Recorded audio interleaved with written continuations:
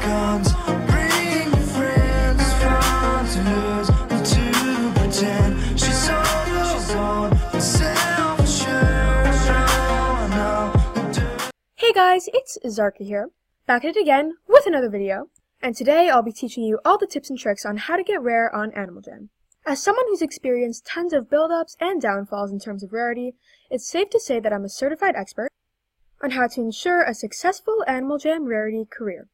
Before we get started, I'd like to thank my friend Peachly AJ for helping me come up with one of the tips mentioned on this list, and without her, I would have never been able to reach 5 strategies to mention in this video. Make sure to give her a follow if you haven't already. She's new to YouTube and makes amazing content you won't want to miss out on. Although many people don't realize it, there's so much potential for good clearance items in Jamaa stores, especially in unpopular ones many people wouldn't regularly think to go to. Although there's a good chance clearance items will reappear after they've left stores, it's always a good idea to stock up on these items in case a miracle happens, and they end up becoming highly wanted among jammers. And anyways, who doesn't like to have a good out-of-store item?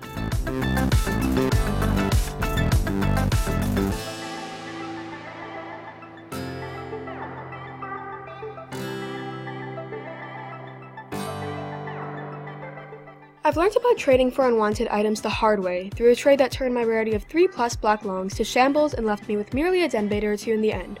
It wasn't fun losing years of work because of a simple mistake, which is why I'm warning you all of the danger in unwanted items.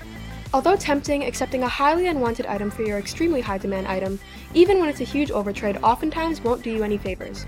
To make things simple, unless you're a collector, it's best for the most part to avoid unwanted, low demand items and aim for the items more people desire.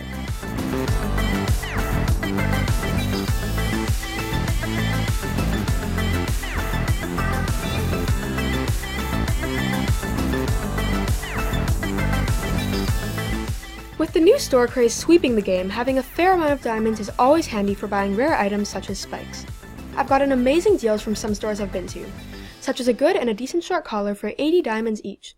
If I had spent my diamonds on some of the expensive, unwanted clothing betas I had seen in a couple other shops, I wouldn't have been able to buy even one of these cheap spikes. If you want to go for buying the bigger items stores have to offer, it's a good idea to save your diamonds rather than blowing them on overpriced rims and other mediocre accessories.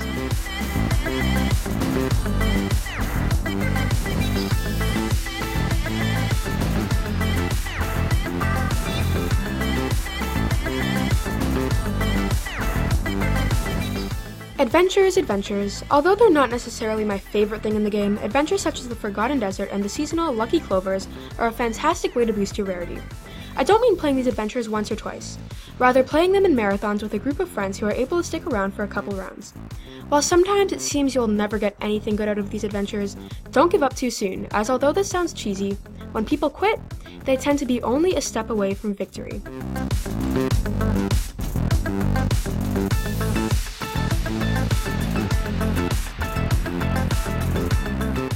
Profit is an essential part of gaining rarity, the act of getting over trades, accepting a trade for an item higher than what you originally traded for it, or obtaining an item in a shop and selling it for more than what you paid for it. For example, let's say you trade 3 red longs for a black long, and trade the black long away for 3 red longs and a pink long wristband. This is a form of profiting. You get more than what you paid for it.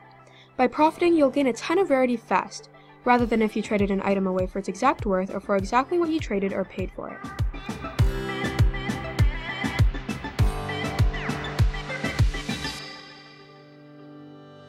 And that about wraps it up for today's little tutorial on how to get rare on Animal Jam.